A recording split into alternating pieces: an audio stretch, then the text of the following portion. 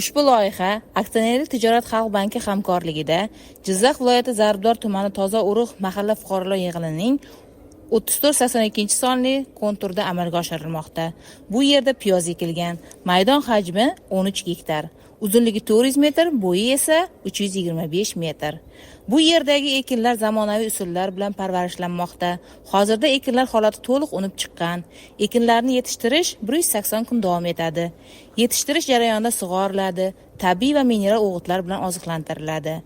Ushbu loyihaga 13 ta dehqon xo'jaliklari biriktirilgan bo'lib, har bir dehqon uchun o'rtacha 1 gektardan yer maydonlari to'g'ri keladi. Loyihani samarali amalga oshirish uchun lider tadbirkor Asl meva ta'minot mas'uliyati cheklangan jamiyat biriktirilgan. Ushbu loyiha bo'yicha har bir gektardan 80 tonna, jami 1040 tonna hosil olish rejalashtirilgan. Mazkur ekin yig'ishtirib olingandan so'ng ikkinchi ekinga ham yuqori daromadli ekin turini ekish orqali yer egalarining daromadlari yanada oshirib borilishi kutilmoqda.